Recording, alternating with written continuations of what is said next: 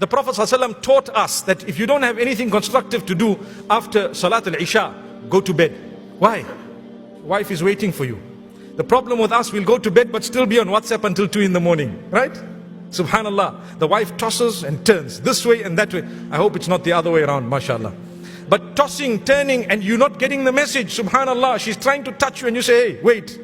But where is the Islam in you? Your Islam should make you think, why am I taught to come to bed here? For what? I'm supposed to go to bed because I have a spouse. Why did you get married if you don't want to spend the nights with your wife? For what? Sit with her, talk to her, play with her, be intimate with her, fulfill her rights, satisfy her, go to bed, get up for Salatul Fajr or Tahajjud, and don't be ashamed to have a shower, even if the whole house knows what happened at night. So what? It was halal. So the Prophet ﷺ used to dress up for who? For his family. How many of you, and I challenge you, it's a Friday, we're talking of the best husband, the most blessed of all creation, the highest in rank of all. I tell you one thing, we need to follow him. Let's not just pay lip service to it. It's not just about lip service, my beloved brothers and sisters. Dress up. You go home, take pride in your hair, take pride in your clothing, what you look like, what you smell like. You come home, they should look at you and feel attracted. Come on. The Prophet ﷺ was intimate with his spouses and he fulfilled that right of his spouses. How many of us, a month passes, we haven't even been intimate with our halal wife. She's busy waiting, she's dressing up, she's trying to attract you. Say, I'm tired. You're tired for what? There's an ibadah to happen at night. Some of us might be weak for tahajjud, but you can't come and complain that you cannot be intimate with your own spouse. You get a similar reward. Wallahi. And I'm not ashamed to speak about it. I've spoken about it several times because men are guilty of thinking that women don't have sexual needs. This was the Prophet ﷺ. He tells the companions, "Fi budu'i ahadikum sadaqa." Remember, when you're intimate with your wife and you fulfill her needs and you satisfy her, it is an act of charity. The Sahaba were rightly so. They asked the question, oh wow, is it really a charity? He says, well, if you put it in haram, would you get a sin? So they said, yes, we would get a sin. Well, if you put it in halal in a proper way and you're conscious of the fulfilling of the rights, you definitely get a reward. The problem with us is we're focused on another woman somewhere outside. That's what it is. We're focused on another person outside. Subhanallah. Astaghfirullah. May Allah protect all of us. Now when you come home and it's halal and it's a sadaqah and it's a charity and your wife has been waiting for you and at times she's actually looking forward to it. She's protected herself as best as she can, and you know what? You just say, I'm tired. Tired for what? If there was a football match, you would have forgotten your tiredness. May Allah forgive us. The general script, the general point, the general rule when it comes to intimacy is that everything is halal until proven haram. Everything is halal until proven haram. And then you look into the Sharia, what are the things that Allah subhanahu wa ta'ala has prohibited? What are the things that Allah subhanahu wa ta'ala has prohibited? And you have four things that Allah subhanahu wa ta'ala has clearly prohibited. Four things that Allah subhanahu wa ta'ala has clearly prohibited. Number one is that Allah subhanahu wa ta'ala has prohibited intimacy through the anus. Allah subhanahu wa ta'ala has prohibited intimacy through the anus. Number two is that Allah subhanahu wa ta'ala has prohibited intimacy when a woman is in her menstrual cycle. When a woman is in her menstrual cycle, and this takes the same ruling when she has postpartum bleeding. Meaning after she has a child, during that time, it is not permissible to be physically intimate with her at that time as well. The third thing that is prohibited in Islam is for one to be, use that which is filthy, to use that which is disliked. Now, we'll get to this concept later on, bidhnillahi ta'ala, but just understand the general rule. Because over here, Islam didn't come to give specifics, but Islam just gave general guidelines. And then the fourth principle, and the fourth rule you should know when it comes to intimacy, is that Islam prohibits people being wasteful. Islam prohibits people being wasteful. So the first thing we mentioned is that Allah subhanahu wa ta'ala, He has made intimacy through the anus clearly haram. And in fact, this is something that there's consensus on, that there's no disagreement upon, that this is prohibited. This is prohibited and is not allowed. Then number three, we said, a person should not be filthy. A person should not be filthy. What does this general guideline mean? This general guideline means, it encompasses two main things. Number one is the way that we speak with one another. So for example, living in our culture, there's this culture of, being very vulgar while having marital relations. That is not allowed in Islam. To use bad words and to curse, even when a person is having marital relations with his wife, this is not the way that they should be. But rather there's a level of humanity and a level of dignity that needs to be retained. And this is something that, is left for the non-Muslims and has nothing to do with Islam. And you'll notice that, you'll come to see this, that this is like one of the diseases of like watching pornography, is that you start developing cultures of intimacy that are not allowed in Islam.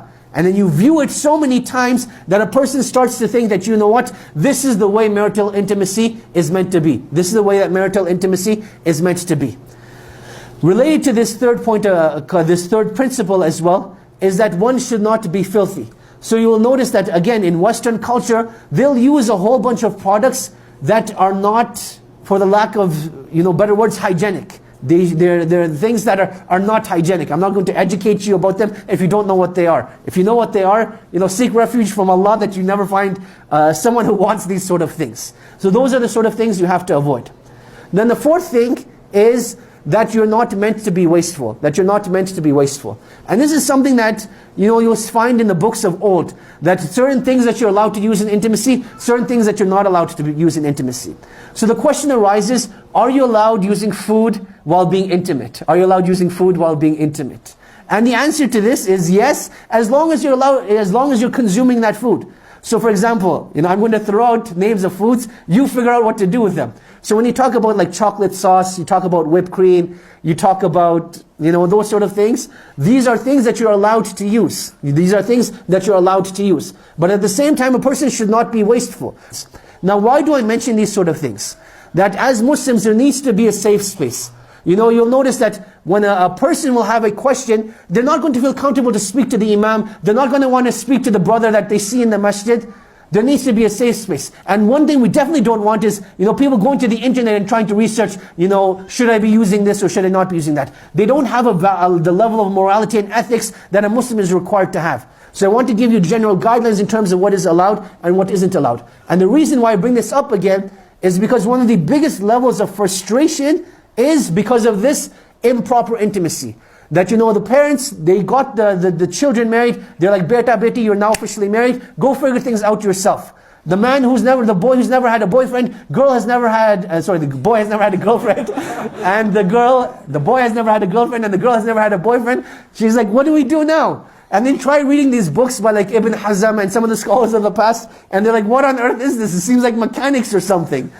It's very difficult. And that's why this needs to be discussed with our up-and-coming, teenagers and young adults that are getting married in a halal and in a mature manner. So those are the guidelines. Now in terms of actual intimacy itself, I want to explain the difference between intimacy between a man and a woman. From a man, if we understand what we said about him, he is very goal-oriented, right? He's very goal-oriented, whereas a woman is very experience-oriented. So for a man, it's about doing the task and finishing the task, and that is what will give him the greatest amount of pleasure, and he will be done. Whereas for a woman's perspective, it's not about completion, but rather it's about the experience itself. And this is what I want to share, a very important difference over here. That there will be, for a husband and wife, when they get married, there will be a time where a man will need to fulfill his urge. A man will need to fulfill his urge, and a woman will be like, what? Let us go out for dinner first. Let us light some candles. Let us, put on some nasheeds. And the man is like, that is, on the inside, he's being, like on the outside he's being polite, but on the inside he's like, this is not what I need right now. I've just gone through some major fitna, something happened, and I need to fulfill my urge. A woman needs to recognize that at that time he's not in the mood for an intimate experience, he just needs to fulfill his urge. At the same time, from a man's perspective, he cannot be greedy and selfish and think that this is the way intimacy is always going to be. There's a time to take, but there's also a time to give. So from time to time, yes, you will have to fulfill your urges, but at the same time, you'll want to make sure that you're giving back to your spouse as well. You'll want to make sure that you're giving back to your spouse as well. And this is something that you will learn to discuss with one another, experience with one another, and grow with one another. And I cannot emphasize enough the importance of communicating over here. That a lot of times, a husband and wife, they'll be having problems in their intimacy, but they're like, it's going to stay in the dark. We're not going to discuss it. We're not going to do anything about it. We'll just continue living as it is. But a breaking point eventually comes, and nothing gets solved, and the relationship eventually breaks down. So it's very important that a husband and wife, they agree amongst themselves that, you know what, we may not know anything about intimacy coming into the marriage, but now that we're married, Allah has made us halal for one another. Let us enjoy this experience. Let us enjoy this experience, and let us learn about it as well. So if there's something that you like, tell your spouse about it. If there's something that you dislike, tell your spouse about it. Rather than holding those feelings inside and repressing those emotions, deal with them up front, and it makes things a lot easier. Rather than leaving your spouse to guess, to, you know, what does my spouse like, what does my spouse not dislike, you know, be open about it, be frank about it, but be, you know, ethical and moral about it as well. That there's no need for vulgar descriptions, and be, you know, sane and humane, and speak about it in a mature manner.